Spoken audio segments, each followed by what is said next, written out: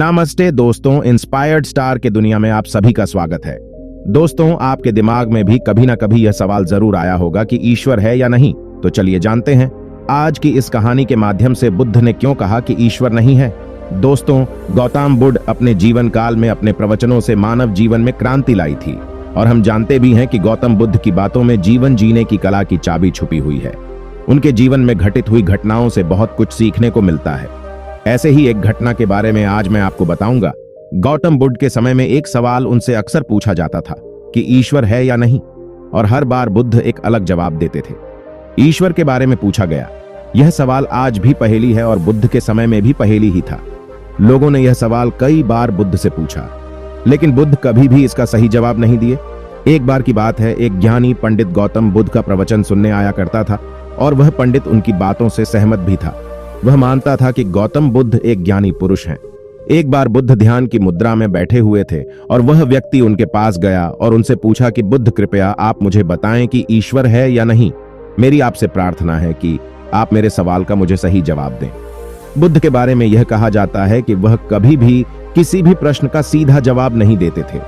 उनके हर जवाब में रहस्य भरा होता था। ज्ञानी पंडित ने कहा कि मुझे ईश्वर के बारे में आपसे जानना है, ईश्वर है या नहीं। बुद्ध उसकी बात सुनकर मुस्कुराए और फिर पंडित से बोले, ठीक है। गौतम बुद्ध ने कहा कि मैं तुम्हारे सवाल का जवाब जरूर दूंगा, लेकिन उससे पहले मेरे कुछ प्रश्नों का जवाब आप मुझे दे दो।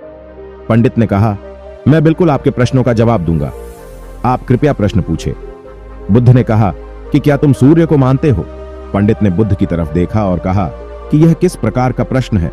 मैं छोटा बच्चा हूं, आप जो मुझसे बच्चों वाला प्रश्न पूछ रहे हैं। सूर्य तो साक्षात प्रकट होता है और पूरी दुनिया को रोशनी देता है। धरती पर रहने वाले हर जीव को सूर्य से ऊर्जा प्राप्त होती है। सूर्य को तो हम रोज ही देखते हैं। बुद्ध ने उनसे कहा कि ईश्वर के होने के बारे में प्रश्न कहां से आया, क्योंकि जिस प्रकार सूर्य हमारे सामने है उसके होने का कोई प्रश्न नहीं होता। तब ईश्वर के लिए यह सवाल क्यों उठा, ईश्वर को मानने की क्या आवश्यकता है? इसका मतलब तो यह हुआ कि आपके मन में कहीं ना कहीं ईश्वर के प्रति संदेह है, क्योंकि ईश्वर सूर्य की तरह आपके सामने नहीं है। आप ईश्वर को भी बुद्धि से ढूंढने के लिए निकले हो, और बुद्धि केवल उन्हीं बातों को मानती है जो उसके सामने दिखाई देता है, और ईश्वर कभी भी आपको प्रत्यक्ष रूप में सामने दिखाई नहीं देगा। अगर दिख जाए तो वह ईश्वर नहीं होगा। गौतम बुद्ध ने कहा कि तुम ईश्वर को मानते हो या नहीं? असल में यह प्रश्न ही गलत है, और गलत प्रश्न का सही उत्तर कैसे दिया जा सकता है? इसलिए अगर इस गलत प्रश्न के पूछे जाने पर और अगर किसी के उत्तर दिए जाने पर, तो वह उत्तर भी इस प्रश्न की तरह ही गलत होगा। पंडित बुद्ध की बात सुनकर थोड़ा भ्रमित सा हो गया। उसने कहा कि बुद्ध, आप किस तरह की बातें कर रहे हैं? मुझे कुछ समझ नहीं आ रहा है। बुद्ध ने कहा, अगर मैं तुम्हें सीधे शब्दों में बताऊं तो इसका मतलब यह है कि ईश्वर को माना नहीं बल्कि जाना जा सकता है। अगर तुम मुझसे यह प्रश्न करते कि मैं ईश्वर को जानना चाहता हूं, तो मैं तुम्हारी मदद कर सकता था, और जिस दिन तुम ईश्वर को जान जाओगे उस ईश्वर की व्याख्या तुम सीधे कभी नहीं कर पाओगे। लेकिन लोगों को ईश्वर के दर्शनों का स्वाद चखने में मदद जरूर कर सकते हो। तुम कभी अपना अनुभव किसी को दे नहीं सकते हो, लेकिन किसी को अनुभव कराने में सहायता जरूर कर सकते हो। दोस्तों, आपने बुद्ध के जीवन की कितनी कहानियां, किस्से सुने होंगे। वहां आपने देखा होगा कि बुद्ध ने कभी भी ईश्वर के बारे में स्पष्ट नहीं कहा, और इसकी वजह से कई बार बुद्ध के ऊपर उंगलियां भी उठी। लोगों ने यहां तक कहा कि बुद्ध कुछ भी नहीं जानते, क्योंकि बुद्ध इस तरह के प्रश्नों का ठीक से उत्तर कभी नहीं देते थे।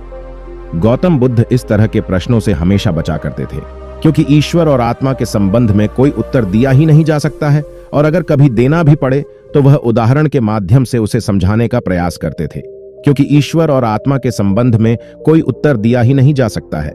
यह संभव ही नहीं है। और मेरा यह मानना है कि बुद्ध को सचमुच ज्ञान प्राप्त हुआ था। वह उस ईश्वर का अनुभव कर चुके थे, और कोई भी व्यक्ति जो इस अनुभव को प्राप्त कर चुका हो, वह कभी भी ईश्वर के बारे में या ज्ञान के बारे में सीधा सीधा कभी नहीं बताता। वह आपके प्रश्न को बीच में ही लटका देता है, क्योंकि वह चाहता है कि आप उसका स्वाद खुद चखे। गौतम बुद्ध ने कभी वह गलती नहीं की जो आज के कुछ धर्म गुरु कर रहे हैं।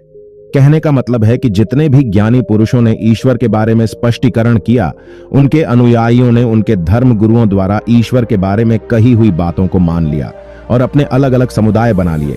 फिर क्या हुआ, आप यह देख ही रहे हैं उन गुरुओं द्वारा दी गई प्रामाणिकता के आधार पर आज वह सभी समुदाय एक दूसरे के दुश्मन बने हुए घूम रहे हैं और हथियारों के दम पर यह प्रमाणित करना चाहते हैं कि मेरा गुरु सही है, मेरा ईश्वर सही है। वह लोग ये कहते हैं कि तुम अपनी ईश्वर को छोड़ो और हमारे ईश्वर को मानो, क्योंकि हमारा ईश्वर सत्य है।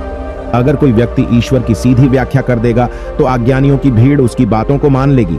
वह भी ईश्वर का अनुभव कभी नहीं करेगी। वह भीड़ तो केवल आपकी कही गई बातों के आधार पर किताबें लिख देगी और हाथ में तलवार लेकर चल पड़ेगी कि हम अपने समुदाय को बढ़ाएंगे, अपने धर्म को बढ़ाएंगे, प्रचार प्रसार करेंगे।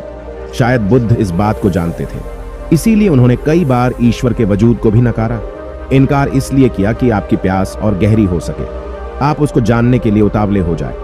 अगर बुद्ध ईश्वर के बारे में सीधे सीधे कह दे तो भीड़ आसानी से उनकी बात मान जाएगी। और ऐसे ही हमने धरती पर ना जाने कितने ही ईश्वर और भगवान को जन्म दे दिया है। ऐसा लगता है कि ईश्वर ने मनुष्य को नहीं बनाया, बल्कि मनुष्य ने ईश्वर को पैदा किया है। तो दोस्तों, गौतम बुद्ध की कहानी से हमें क्या शिक्षा मिलती है कि भगवान को मानना नहीं बल्कि जानना चाहिए और उसका अनुभव लेना चाहिए। ईश्वर को जानने के लिए सिर्फ एक ही रास्ता है और वह है ध्यान। ध्यान में जितनी गहराई से जाओगे उतना ही तुम्हारा ईश्वर के प्रति अनुभव होता चला जाएगा और तुम्हारे सभी प्रश्नों के उत्तर भी तुम्हें मिल जाएंगे।